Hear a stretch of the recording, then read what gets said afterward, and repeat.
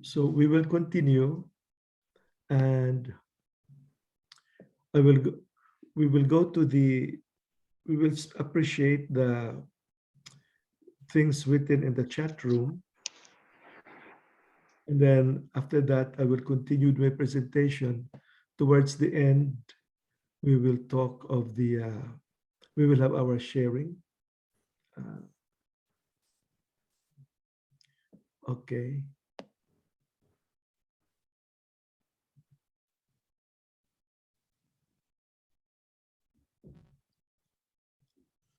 So could you say that according to Pope Francis, a closed world is a world that limits the possibilities of many at the benefit of a few, a world that divides instead of unites? Yes, exactly. And then life exists where there is bonding, community, fraternity. I thank the community of the lay associates of Dolch for accepting me in this pandemic. I am happy I am still able to be part of a community. Very good.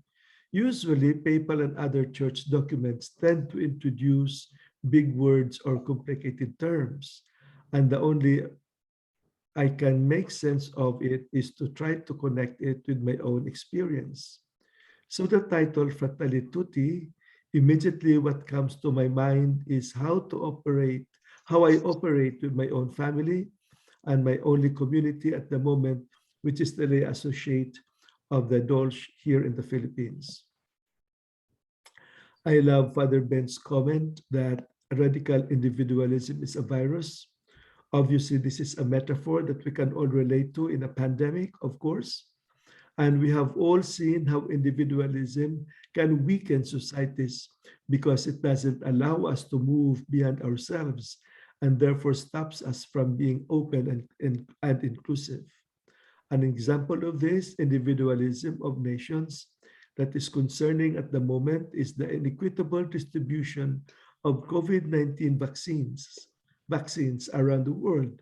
It is truly concerning that richer countries are administering third doses or boosters when poorer nations we have less than 5% of their population vaccinated. Thank you very much, sisters and brothers and sisters, for these wonderful comments, insightful comments. Now, allow me to share with you the continuation of my presentation.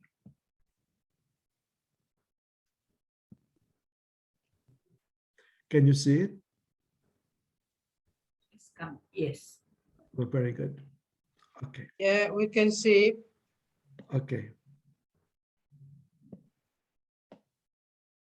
Okay.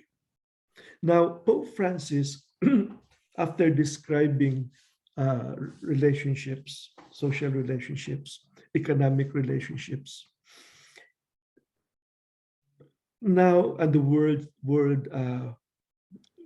world situation of uh, borders and limitations and invitation to openness and the heart that is open to the world, he now goes into the fifth topic, fifth portion of his document, and the need for a better kind of politics. Pope Francis is aware of the new phenomenon going in the world. The phenomenon of populism and liberalism, and the need for a popular kind of politics that is rooted in the people's experience and aspirations. He says, what's the difference between populism? He says popular and popular, you know.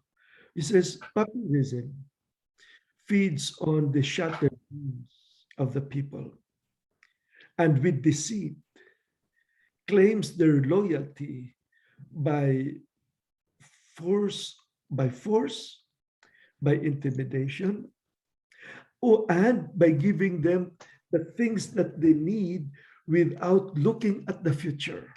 So In other words, it's a kind of feeding the people of what they want, of what they need, while at the same time trapping them into a prison of their rule, of the regime.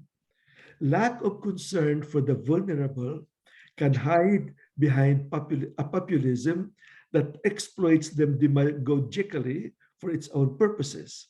Or, on the other hand, a liberalism that serves the economic interests of the powerful. So liberalism, it's like it's an open society, open economics, but actually what happens is in this free competition, what happens is one tends to gobble the other until one wins and the winner takes all. He controls now the economic interest, is now the powerful one under the guise of liberalism. The other one is under the guise of populism, feeding on the vulnerability of the poor. In both cases, it becomes difficult to envisage an open world that makes room for everyone, including the most vulnerable, and show respect for different cultures. And he contrasts popular versus populist. For popular, he means that people who can freely discuss, people who can freely decide, people who are empowered because they're economically empowered to make decisions for themselves and choose their direction. That is popular versus populist, feeds on the baser instincts and needs of the people and controls them eventually. And he talks of the benefits and limits of liberal approaches. He says there is freedom, the benefits of uh, liberal approaches. There is freedom you can discuss, but that is also limited because, in the sense that the uh,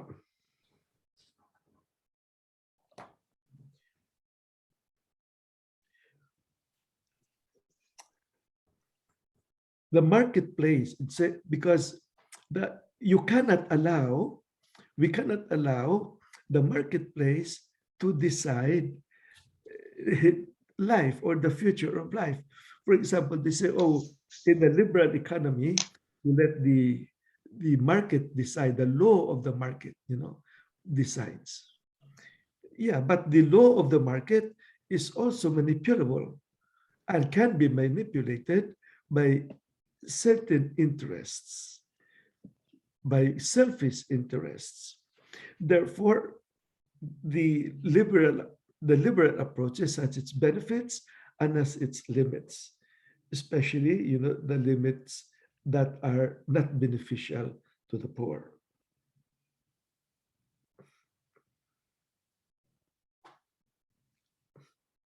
Now, what kind of politics do we need? Pope Francis talks of the politics of charity. The politics of charity that serves the cause of the common good. And it is the kind of politics of charity that looks for the vulnerable, that empowers the vulnerable, that allows the vulnerable to be the source of decision making. And therefore, he talks of political love and effective love. Political love is the kind of charity that is not just that is not humanitarian nor specifically individual or social, but a political love that transforms the structures of society for the common good. And it is such kind of love that is effective because it brings the services back to the people. It brings the resources of the people back to the people for their own future, for their own, for the fulfillment of their own aspirations for the common good.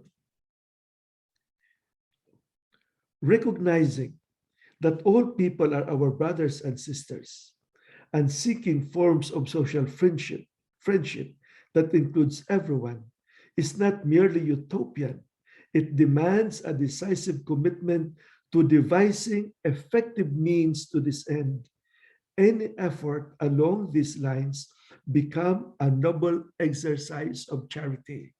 And that is why Pope Francis and the other popes before that, engagement in political activity, building a city, is actually a sacred vocation because it makes effective that in our social life, the charity that comes from the heart of God. Every commitment inspired by the church, social doctrine, is derived from charity, which, according to the teaching of Jesus, is the synthesis of the entire law.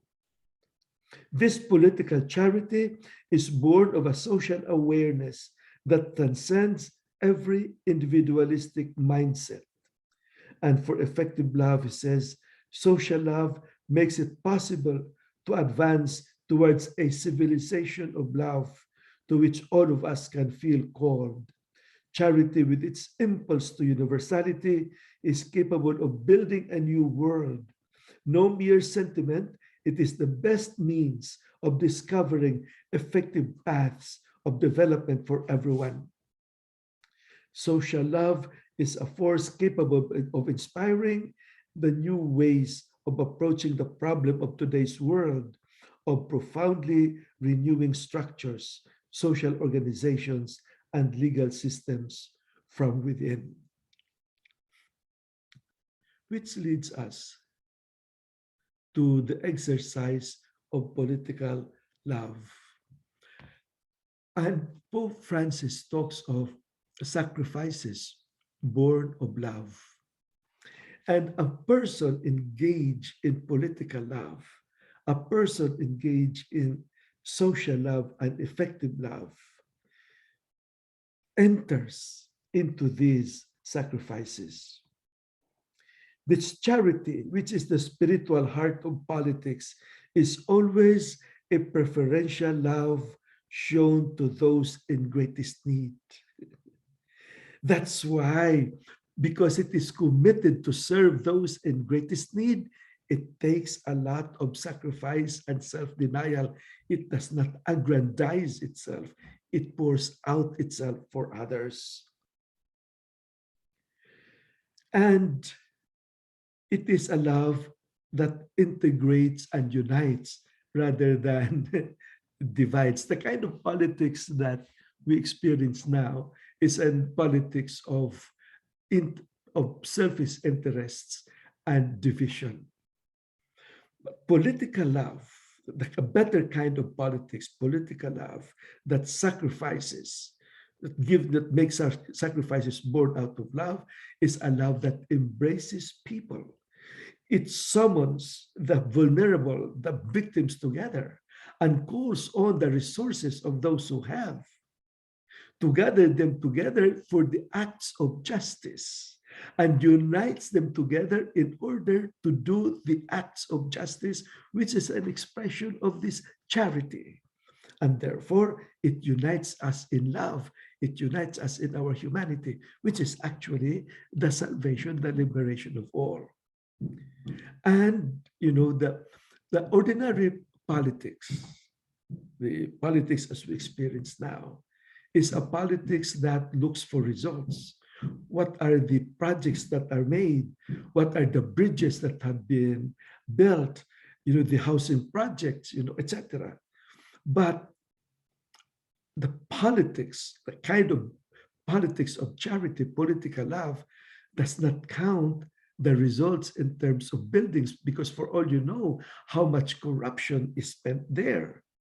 But fruitfulness, the way that the fruits found in the capacity of the people to multiply the kindness of God, to multiply the compassion and love of God, when they become better persons, fruitful members of society that are able to help others rather than accumulate goods, because they had work. No? Politics too must make room for a tender love of others. What is tenderness? It is love that draws near and becomes real. A movement that starts from our heart and reaches the eyes, the ears, and the hands. Tenderness is the path of choice for the strongest, most courageous men and women. Amid the daily concerns of political life, the smallest, the weakest, the poorest should touch our hearts. Indeed, they have a right to appeal to our heart and soul. They are our brothers and sisters, and as such, we must love and care for them. So take note of this: fratelli tutti, friendship, fraternity, and political love. How do we serve each other in society? There is value in political love.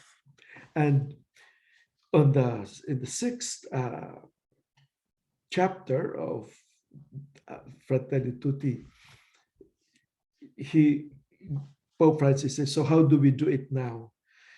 When selfish interests and economic groups and political demagogues tend to use might and violence, political love, fraternity, solidarity enters into not into violence, but into dialogue and friendship without denying the conflictivity of the situation, without denying conflicts, without denying contradictions.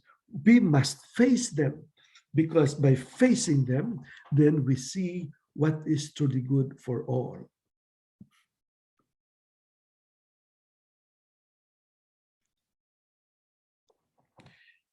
Dialogue and friendship in society. Uh, a social dialogue for a new culture, building people together. And the basis of this consensus is always the common good. So we say, oh, I hold on to my own position, to my own principles. Yeah, but where is the need of the people? Where is the common good of the people? Where can we establish what is true so that we can have this agreement? So a consensus based on truth. It is possible that we can have a fact when we think this is a fact, but then we must turn this fact of reason into a conviction of conscience versus relativism. So fact of reason and conviction of conscience versus relativism. And the emergence of a new culture, an encounter. This is a culture of encounter of people. An encounter that becomes a culture, a people's culture. And here there is the joy of acknowledging others and discovering and recovering the kindness in each one and the kindness of others. And the paths of renewed encounter. In many parts of the world, there's a need for paths of peace to heal open wounds. There is also a need for peacemakers, men and women, prepared to work boldly and creatively to initiate processes of healing and renewed encounter. Starting anew from the truth. Those who are fierce enemies have to speak from the stark and clear truth. They have to learn how to cultivate a penitential memory, one that can accept the past in order not to cloud the future with their own regrets, problems, and plans. I would like to suggest that we take to heart also this phrase, penitential memory, one that can accept the past in order not to cloud the future with their own regrets, problems, and plans.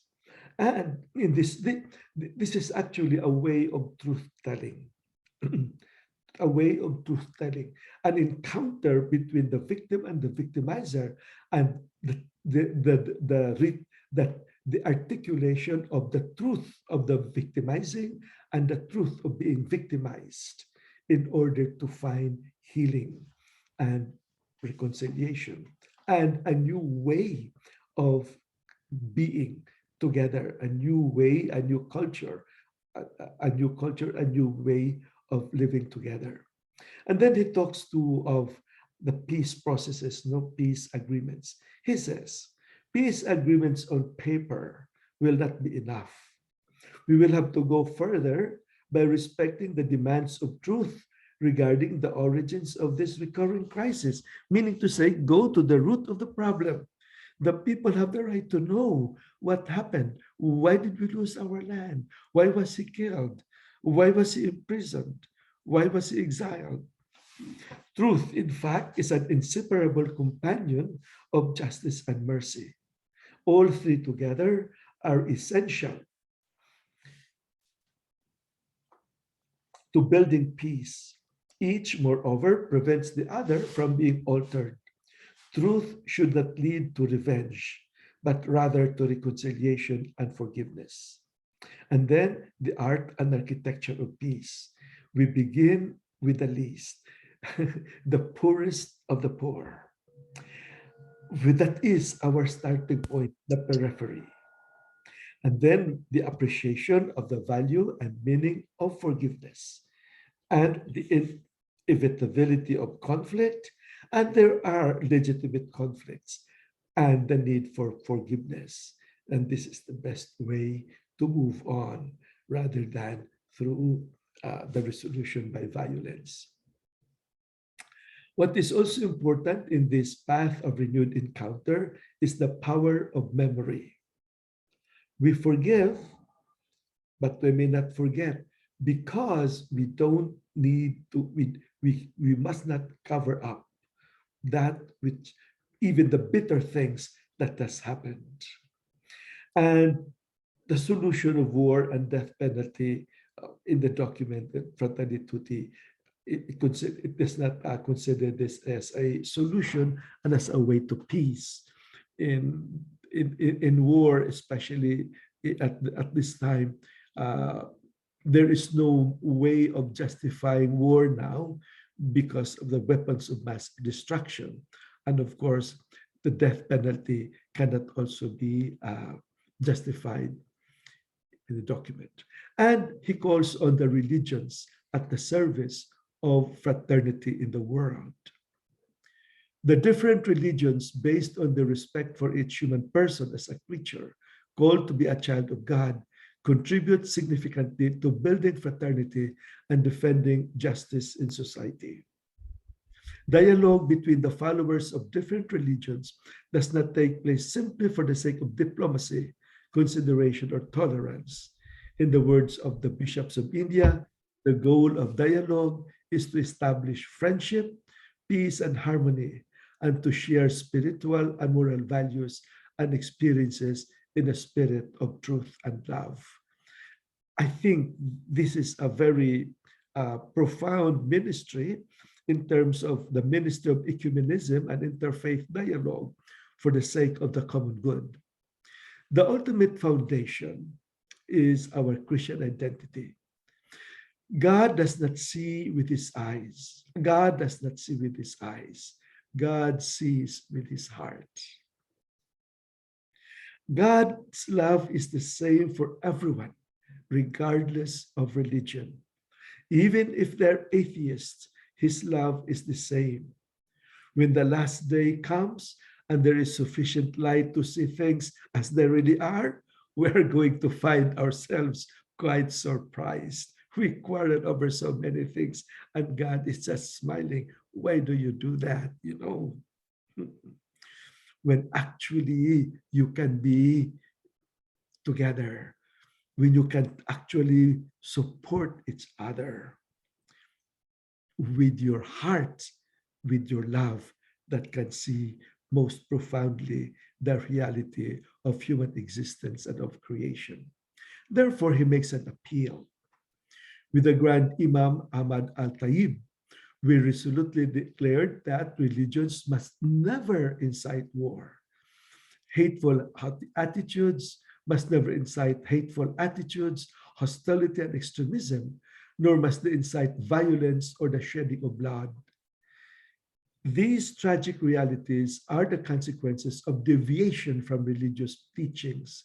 They result from a political manipulation of religions and from interpretations made by religious groups who, in the course of history, have taken advantage of the power of religious sentiment in the hearts of men and women.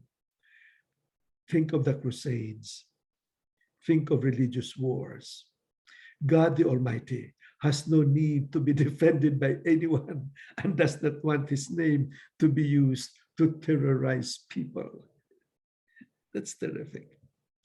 In the name of God, who has created all human beings equal in rights, duties, and dignity, and who has called them to live together as brothers and sisters, to fill the earth and make known the values of goodness, love, and peace. In the name of innocent human life that God has forbidden to kill, affirming that whoever kills a person is like one who kills the whole of humanity, and that whoever saves a person is like one who saves the whole of humanity. In the name of the poor, the destitute, the marginalized, and those most in need, whom God has commanded us to help as a duty required of all persons, especially the wealthy and those of means. In the name of orphans, widows, refugees, and those exiled from their homes and their countries, in the name of all victims of wars, persecution, and injustice, in the name of the weak, those who live in fear, prisoners of war, and those tortured in any part of the world without distinction, in the name of peoples who have lost their security, peace, and the possibility of living together, becoming victims of destruction, calamity, and war, in the name of human fraternity that embraces all human beings, unites them, and renders them equal.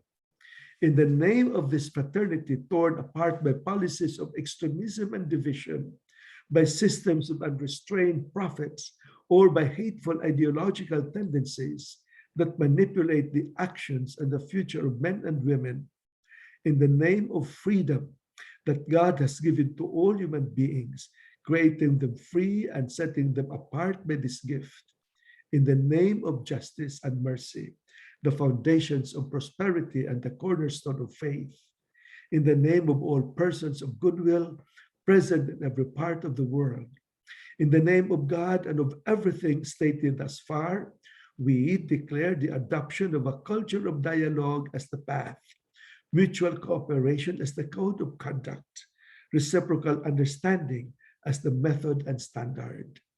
Inspired particularly by St. Francis of Assisi, but also by others of our brothers and sisters who are not Catholics, Martin Luther King, Desmond Tutu, Mahatma Gandhi, and many more.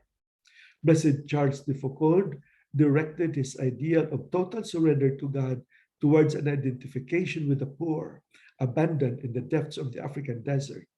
In that setting, he expressed his desire to feel himself a brother to every human being and asked a friend to pray to God that I truly be the brother of all. He wanted to be, in the end, the universal brother. Yet only by identifying with the least did he come at last to be the brother of all. May God inspire that dream in each one of us. Amen. And then he comes up with a prayer. I would like to ask each one to pray quietly a prayer to the Creator. Lord, Father of our human family, you created all human beings equal in dignity. Pour forth into our hearts a fraternal spirit and inspire in us a dream of renewed encounter, dialogue, justice, and peace. Move us to create healthier societies and a more dignified world, a world without hunger, poverty, violence, and war. May our hearts be open to all the peoples and nations of the earth. May we recognize the goodness and beauty that you have sown in each of us, and thus forge bonds of unity, common projects, and shared dreams. Amen.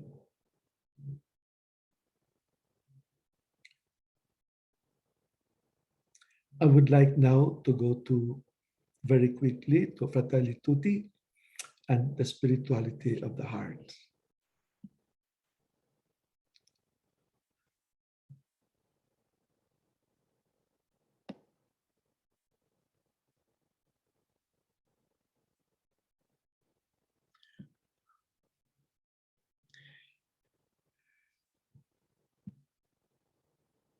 Father Chevalier, at this time, we recall his time was the age of enlightenment, the liberation of faith from superstition and myth through reason and science.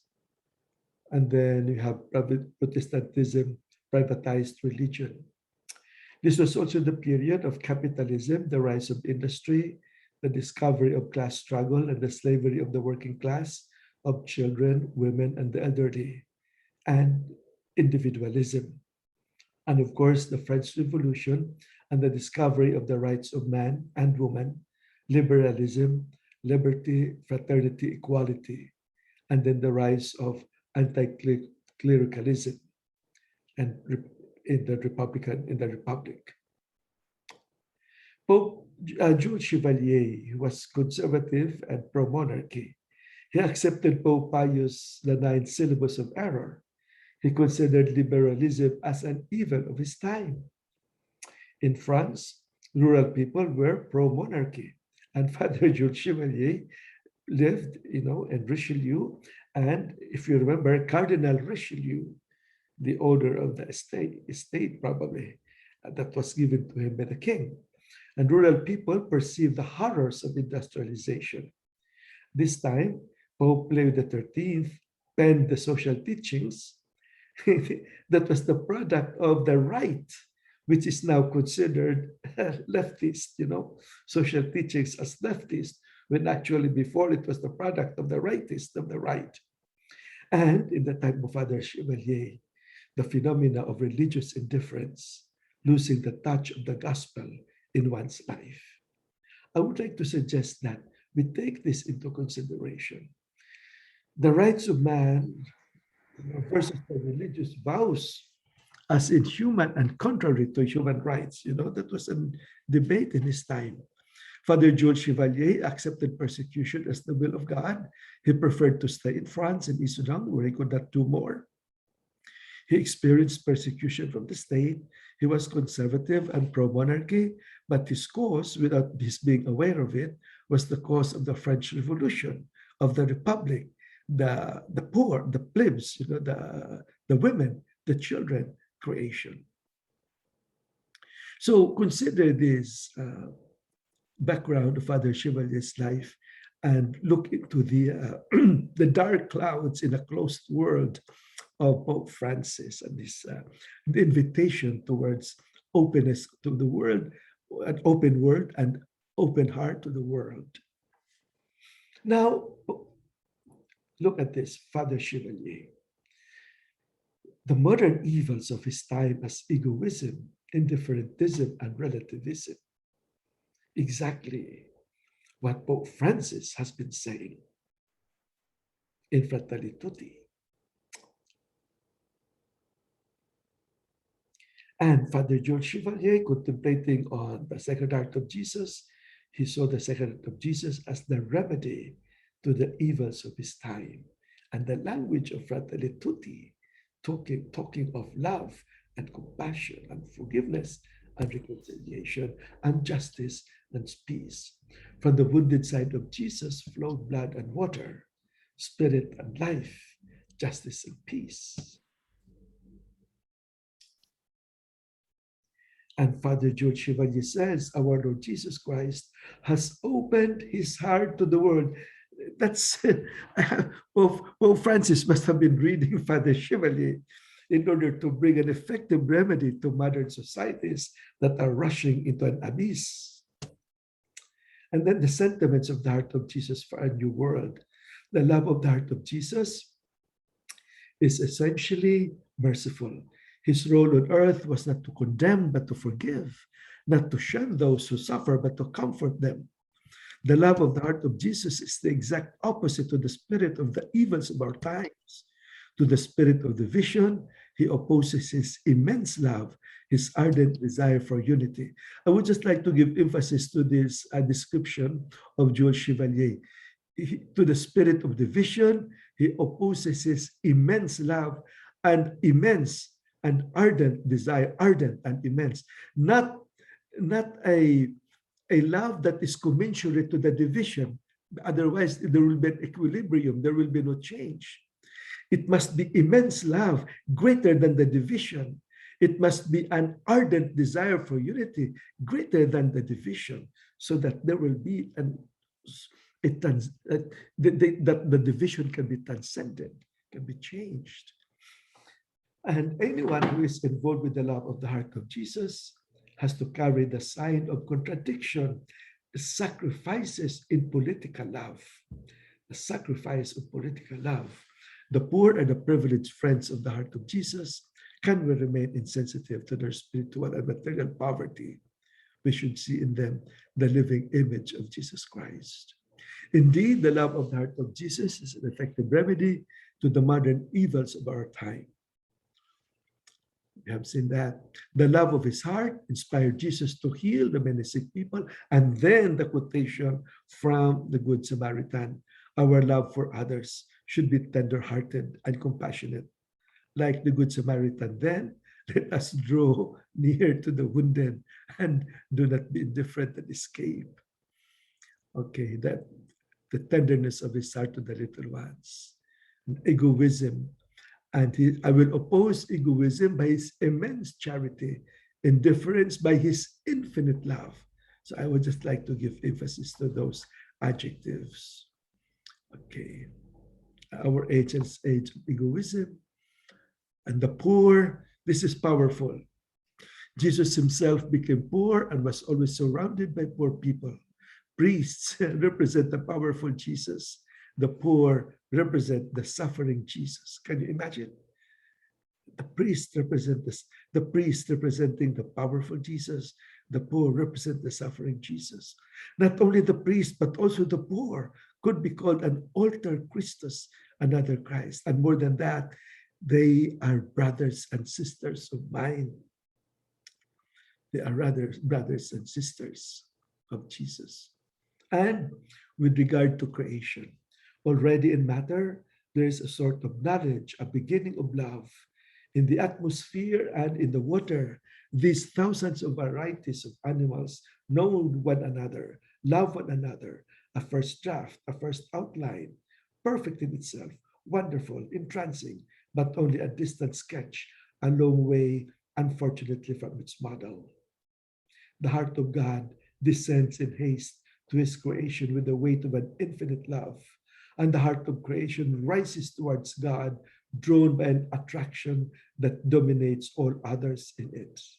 That means in the whole of creation, in nature that surrounds us, beats a heart, the heart of Christ. The whole of creation, all that exists, finds its unity in the heart of Jesus Christ. This indicates God's intention that human beings should live in harmony with the rest of creation. Honoring the integrity of creation is really an essential element of the spirituality of the heart. For us, it is the heart of Christ that gives nature its integrity. Thank you very much. And now, we have no more time.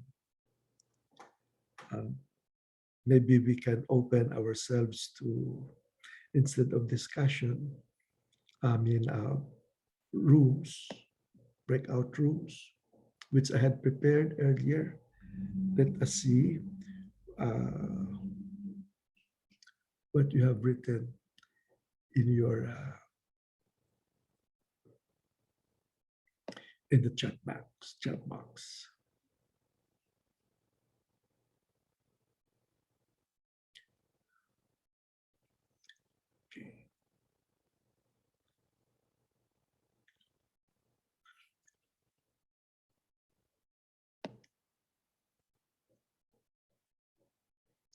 Okay, so we have other two comments here from Kerry. So I love Father Ben's comments. Okay, we have read that. There is one from Ellie, Pope Francis' encyclical underlines the importance of our spirituality for today's world. It's terrific. And from Father Jean, Father Ben, you mentioned the Good Samaritan, but this is complicated in today's world. In the US, where I worked for 15 years, and where you are, there are cases wherever where you are, there are cases whereby those who helped the victims were accused or laid off from work. Example is a woman who pulled her friend out of the burning car. She was accused because the friend ended up paralyzed, and her pulling her out of the burning car was shown as the cause of the paralysis. There were more cases, and so passers-by do not help or touch any victim or accident crime. Then Good Samaritan laws were passed. But then even this law does not protect when it can be shown the help was done in negligence. And proving innocence of negligence can be tedious. Thus, being a Good Samaritan is not a simple matter. There can be unforeseen effects, results in situations like this.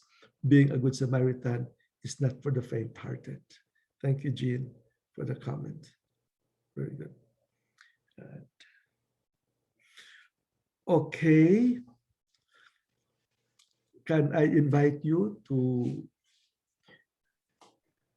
comment? And yes. No, I don't have them in the group, sister, anymore because there's just like 12 minutes. I want kind of a plenary kind of discussion, any exchange of comments, exchange of reflections open. Thank you. Who would cast the first stone?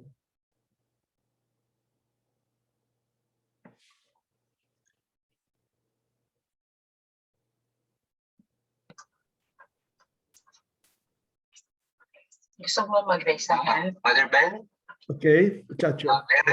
Yes, Chacho, come in.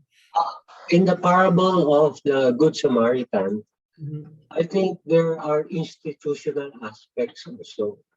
For example, Jesus used as an example the priest and what's the other guy? A Levite? Divide. And they are both members of the religious authority. And Jesus was not very pleased with them. Several times he called these religious people or authorities hypocrites, no? Or vipers or something. And in the context of the Philippines, maybe we can call them politicians or something. You know? There's maybe, for me, an institutional aspect in that part of the parable. On the other hand, on the part of the Good Samaritan who entrusted the victim to the inn and the innkeeper, maybe we can look at this an institution that provides charity, that provides help, and that provides succor to those who are in need. Okay, now we can also look at these institutions uh, in accordance with our experience in our respective countries. No? Like, for example, on the part of the priest and the Levite, I cited Filipino politicians, no? Philippine politics in general. And on the side of the innkeeper as an institution of charity and of concern and of love, then maybe we can also cite some other institutions like the Red Cross, the orphanages, even the religious organizations and congregations. That's just an example, Father Ben, and I'm just trying to introduce the possibility of looking at these characters as institutions also. Thank you. Thank you. Nawala siya. Thank you, Chacho.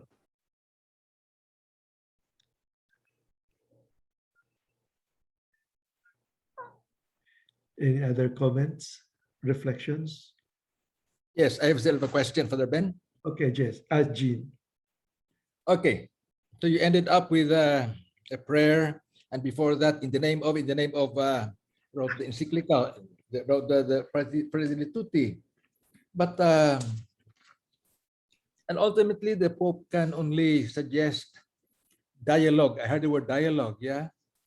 But ultimately, there are many in the world today. People don't dialogue. Example, the Rohingya in Myanmar. The government, they are interested with dialoguing with other governments or other people or any religious groups. The same with the Uyghurs in China, those Muslim minorities, or the Yazidis in and other minorities in Iraq. So, really, what do you say about this? All these other, like the militarization in the Philippines? These people are not interested in dialogue. So, what now? We are just we ended up with just praying. What's the whole thing now? I don't see any light at the end of the tunnel of all these happening in the world today. In spite of the world, the Pope saying, "Well, we have to dialogue and so on." Yeah, but I don't see any. There's no. How can we put teeth to that statement of the Pope as far as in the Philippine society or other societies as well? What do you propose? What can be done? Yeah. Before that, there's a very interesting comment by Carrie. There are so many parallels with Fratelli Tutti and spirituality of the heart. Aren't the charism and mission of the Chevalier family exactly what Pope Francis writes of when he says about tenderness, a movement that starts from our hearts and reaches the eyes, the ears, and hands, and that it is a path only for the strong and the courageous? I think that partly answers the question. The road to dialogue and the road to peace in the is for the courageous, and that's why Pope Francis talks of the sacrifices that one encounters, that one experiences in making political love, effective love, social friendship real. Still, he talks of the hope. There are people, in spite of the uh, of persecution, people still rise to the occasion. And this is not a one-day affair. It needs, according to the same article, I mean the same document, the historical the his, historical the penitent memory and the historical patience that we need.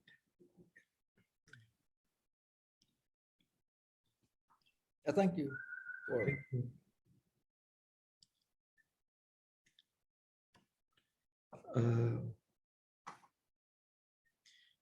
Anything more?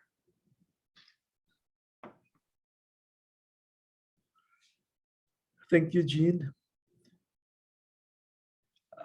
Shall I? Oh, okay. Here, there's another one here. With regard to Jean's comments, Jesus' suffering and death didn't really change those who opposed him either, did they? Yeah. And thank you, Sister. Thank you, Sister Carrie. Carrie. Carrie was the daughter of our Dolce.